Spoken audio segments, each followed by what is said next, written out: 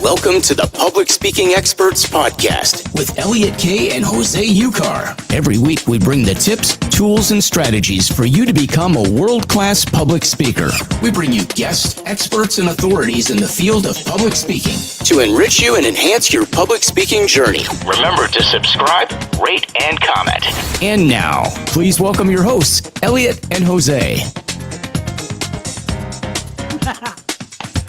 Welcome to the Public Speaking Expert Podcast. Hello to everybody that's joining us. Hello to everybody that's watching live on YouTube, LinkedIn. Hello to everybody that's listening on the podcast, recording. It's not pre-recording, it's a recording. We're just recording it. And I just want to say, it's not about the money. We don't want your money.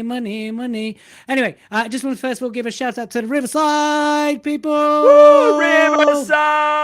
Yeah, for acknowledging us as a top 5% content creator. So thanks, guys, from Riverside. Whoop, whoop. Peter, where are you?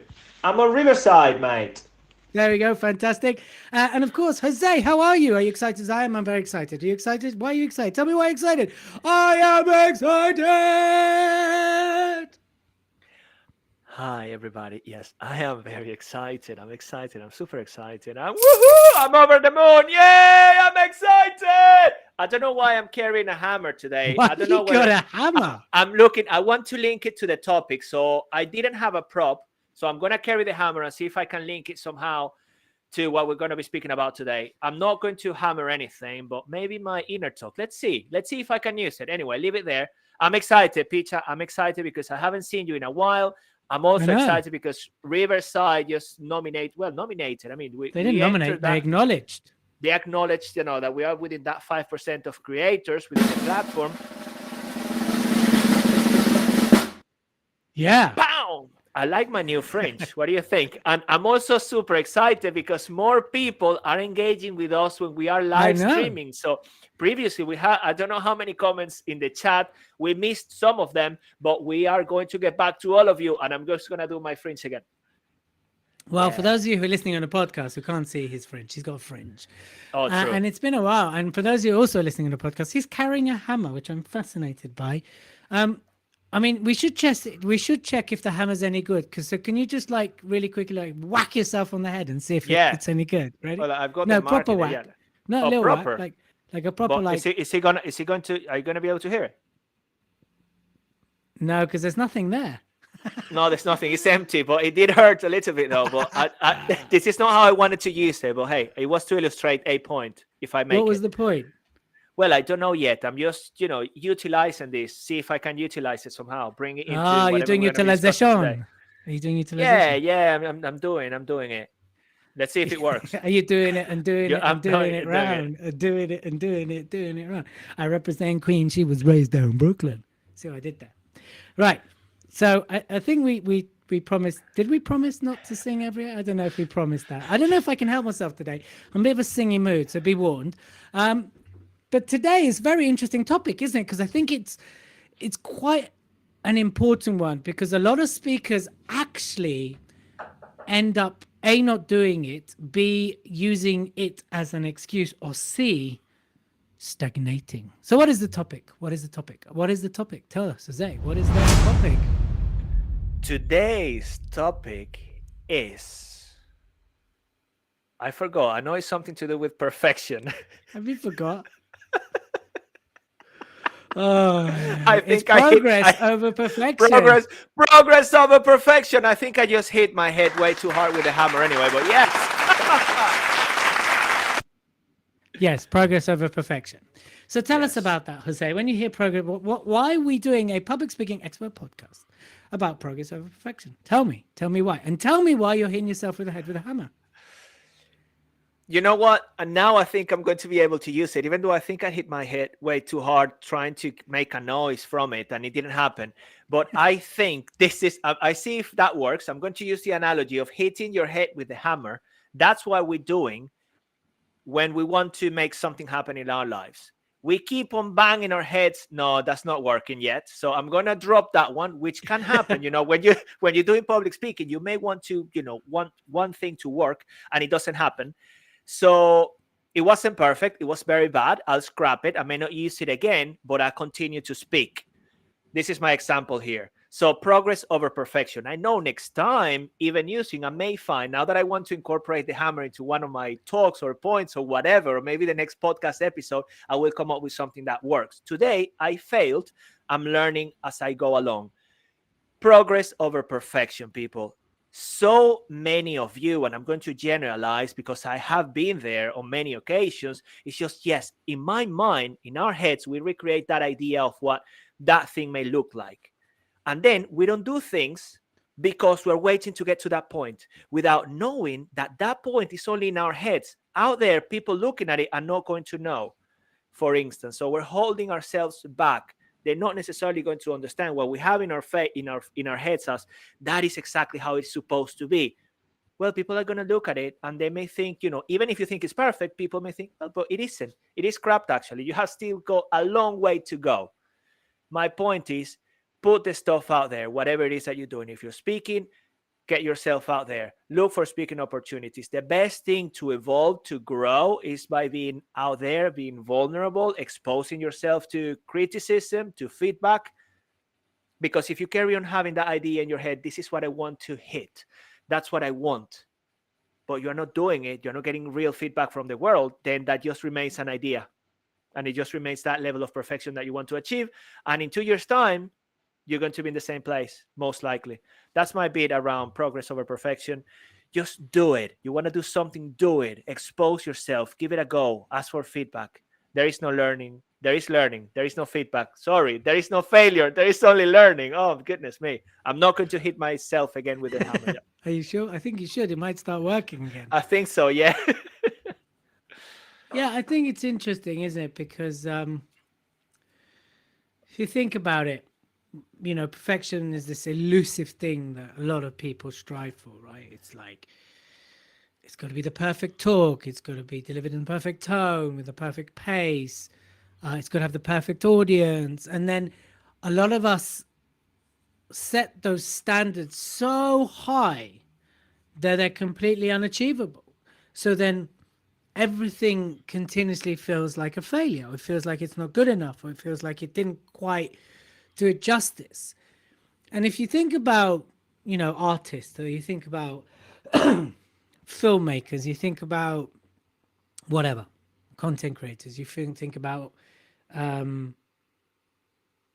industries that have to churn out a lot. I think YouTube, before they released their first hit, recorded it over 300 times. And at some point, they had to release it, right? If you think about directors and producers, how many films they produce that don't work out. If you think about songwriters, how many songs aren't hits. Was it, for those of you who remember the Beatles, they released over 1,000 songs, but not all of them were perfect. Not all of them were hits. Not all of them were like, number ones. And I think, Elliot, quickly on that note, I think it's very important to highlight that I'm sure whenever they were going to launch it, that film, that song, they didn't do it thinking about failing. They did it because they thought, yeah, I mean, this is going to be something great. I mean, which is what we tend to think. But as you said, they put it out there. They released it. Whether it bombed after that, that's a different story, but they did it. Yeah. And I think, what a lot of speakers do is there's several things that they do, especially when they're waiting for the right time to start, or the right time to train, or the right time to get a coach, which of course there is no perfect time. I think the other thing is, because they're so fearful of it not being perfect, it can actually have the opposite effect and create procrastination. It can create a time where you're actually not fulfilling your ability as a speaker because you're wrapped up with it having to be perfect.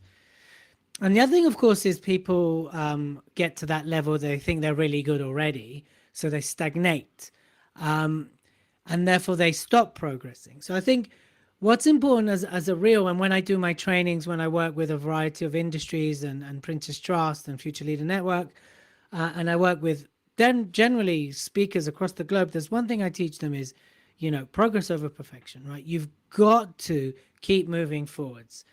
You might, they talk in the tech world, they talk about failing fast, right? Failing forwards. Yeah. And it's the same. The only way to really learn, which was a great demonstration by Jose, is sometimes by like absolutely daring to bomb and, daring to fail, whether you believe in no failure or not, is another matter. And just understanding that that's not the defining experience of your career. That's not going to define you as a speaker if you bomb here and there. If you bomb 10 speaking gigs in a row, yeah, maybe we need to look at something. But if something within your talk doesn't quite work out, that doesn't mean the whole thing is a failure, right? And therefore, I would first of all strip out the whole perfection. Like, I would just stop striving for perfection. Have absolutely high standards that you aim for, that you strive for. But perfection is this thing created by man that is intangible. You can't. Who can truly, reach perfection? Yeah, because even when you think it is perfect, there is going to be someone else out there telling you there's something wrong with it. Even though you think that this talk is amazing, there is always going to be someone else out there saying, yeah, but I didn't like that bit. So regardless, there's going to be different opinions. That's why, that's what I was alluding to when I said you may have that idea of perfection in your head, but you know what? The best thing you can do is put it out there and let the market, let people judge it. Because whenever you become recognized as an amazing, incredible speaker, impactful speaker, it's not going to be just because you believe you are, but because people perceive you as one. People recognize you as one. People see, receive value to that level every time you speak. I think it's BS, people. Whenever you say perfection, it's just a waste of time. As Elliot say, it's just procrastination. It's actually being fearful of failing, of taking a step and people telling you you're not good enough. Like when we went to school and you had an exam or you went to the blackboard and people, I remember my teachers slapping me with a ruler. Of course, I don't want to make mistakes. I was brought up still in that society. Wow. Did you enjoy I liked it. Yeah, I would say to my teacher, spank me again, baby.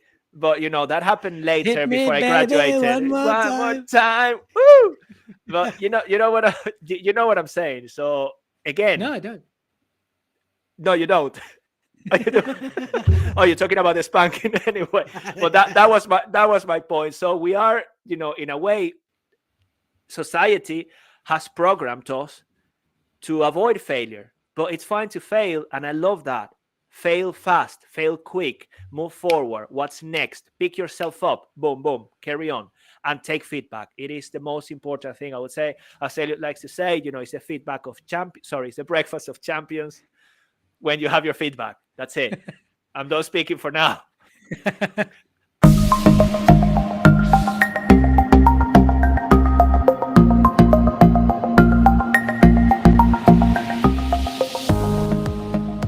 You're listening to the Public Speaking Expert Podcast. We release a new episode every single Saturday and we recycle an episode every single Wednesday. So make sure you like, subscribe, and leave us a comment telling us how brilliant the podcast is. If you leave a comment and send us a picture on our Instagram page, the Public Speaking Expert Podcast or show, then we will send you a copy of our book, absolutely complimentary, as a thank you for your support. So make sure you share this with your friends. Make sure you share this with every single person who has an interest in public speaking. And of course, if you want to book me or Jose or both of us together for an event, for a conference, please reach out and do so, because we would love to help your audience, your people, or your teams not only be great speakers, but to speak your greatness. Also, this episode is sponsored by Speaking in a New World, How to Move Forwards Past This Uncertainty. That's an event that's coming up on the 8th of April in the UK, but it's streamed online. So you too can get a ticket. So make sure that you DM us and ask us for the link, and you can get the early bird ticket, which is 10 UK pounds plus booking fee, or around $15. So make sure you do that. We have over 12 speakers doing TED Talks, style TED Talks. So make sure you join us, send us a message, and we will send you the link. And join us on the 8th of April, starting at 9 a.m. UK time.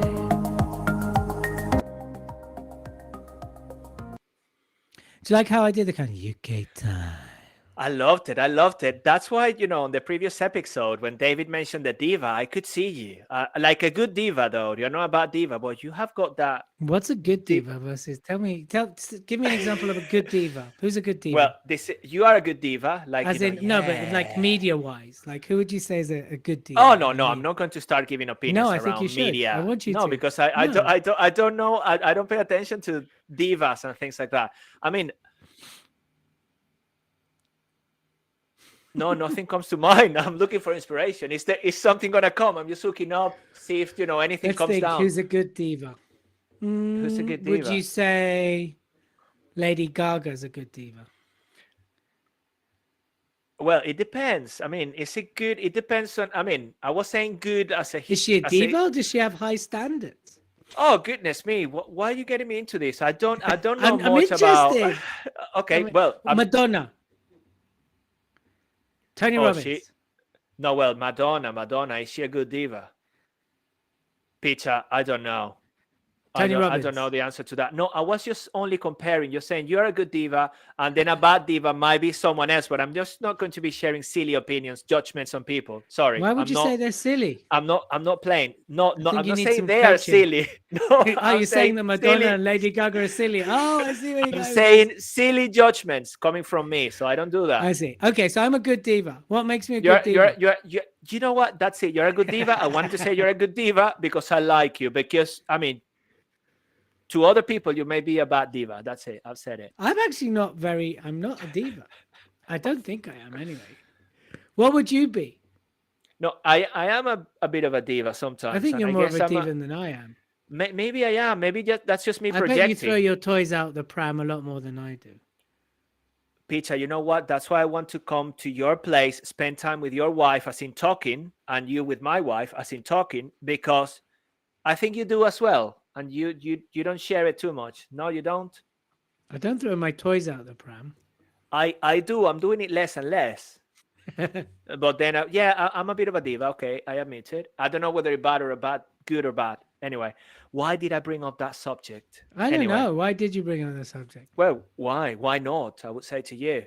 Is it relevant to the conversation we're having today? I think it could be, right? Because if you're hard to work with, because I think, look, if you've got this kind of like delusional aspirational of perfection, which is an official term, delusional aspiration of perfection.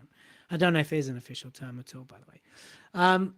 Then you're going to be hard to work with because nothing's going to be good enough, right? The stage won't be right. The lights won't be right. The audience won't be right. The MC won't be right. Your talk won't. So you'll become difficult to work with. And what I think actually you'll do is you'll lose sight of why you're speaking in the first place. And you'll make the whole experience about you and not why you're speaking, which is really to elevate the audience.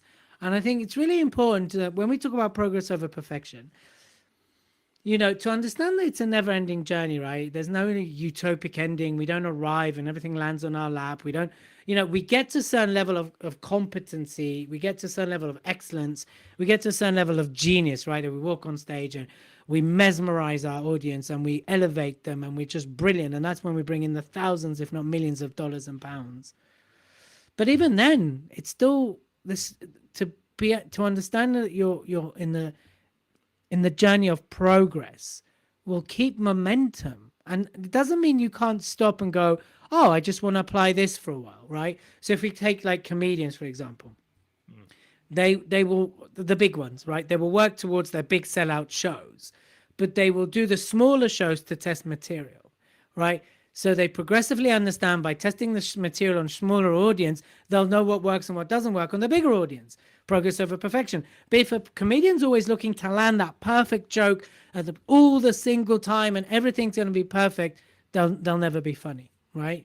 And that's the great thing. If you look at like Kevin Hart, he'll test material on smaller audiences and then take those to his big sold out shows. And I think that's something to understand, that if you're willing to be on the progress mill versus perfection mill, you'll actually move a lot quicker. I really like that, the spin, Elliot. Yeah, so very good point. And I would agree also for people that carry this kind of mindset that everything has to be perfect, it shows people when you speak. As speaking coaches, we can spot it. And you don't tend to be present. You don't engage with the audience in the same way. your presence is diluted as well because you are all in here. You are not really connecting. You are not in flow most of the time. So very good points that Elliot has raised based on the comment of him being a diva, then myself realizing I'm a bit of a diva. But overall, this is obviously joking on the side. What we do is for the audience, and always do things for the audience. Improve because you want to elevate people. That's what we do as speakers. So whatever we do in order to become better, in order to get closer to where we want to be, because perfection, as Elliot said, we're not going to reach it. We are never our finished product. We're always in the making.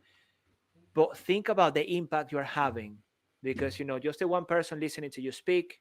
Think about that ripple effect. Think about the connections that's going to make around your environment and the world. And we can all have that impact instead of being up in here, just think, yeah, it wasn't good enough. Or just let go of that. Carry on improving every day. Take feedback on board and help others, because we can all help other people through the power of our voices. That would be my bit.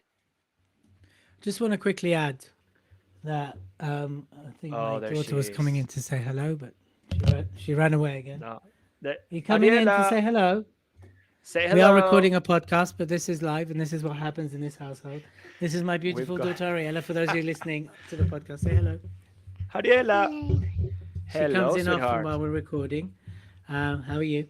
Good. Have you had a nice afternoon? Yes. Good. What did you do? We went shopping and went to Arby's. Did you have a hot chocolate? Yeah. Was it nice? Wow. Yeah. Was it nicer than Daddy's? Yeah. Did I wanted a milkshake because I got too hot. you get a milkshake? No. Oh, okay. Well, next time we'll get you a milkshake, okay? Okay. Okay, love you. Mummy said I could have a milkshake from home because Mummy could make a milkshake because she got some strawberries. Did she? Ooh. Well, there you go. Whoever wants a strawberry milkshake, you're welcome to round our house. Well, Elliot, you can say to Ariella that Uncle Jose is going to get her a milkshake. Here we go. I just got lots of kids. Uncle Jose wanted to say something to you. 1 second. Hello, Ariella. Uncle Jose is going to get you a milkshake next time, okay? Okay. Okay, beautiful. Okay, Mwah. darling. I'll see you soon. Bye, Daddy. What's love? Mwah. Oh, so sweet. There you go. We keep everything real. We keep everything live here on the podcast. So if you're listening, that was my daughter that came in, and all the let's just ask him lots of kisses. So there we go. She completely took away my my thoughts for a second. I did want to say this before we go on, that there is a positive side to being a perfectionist. I just want to mention that. It's worth a shout out. If it drives you in a positive way, as in it keeps you moving into the progress mill, and you understand you want to always elevate your level and always be better, but it doesn't have a detrimental effect, then there's nothing wrong in that sense for being a perfectionist. What we've talked a lot about is when it becomes a hurdle, when it has the opposite. You start to procrastinate, nothing's good enough, it destroys your mood, your mental health, and that's a bad thing. But if it's just a striving thing and it has a positive outcome for you, then it's okay to want that perfection, but understand that it's probably something that you'll never really achieve, but it just keeps you driven in that respect. So I did want to say that.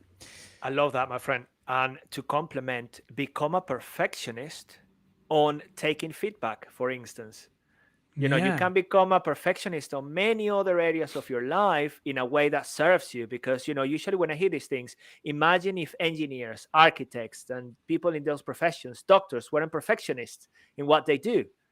So it's just what Elliot said, is it serving you? Is it serving your audience? Is it serving the people you work with? And feedback. Become a perfectionist on taking feedback on board. There we go. I love it.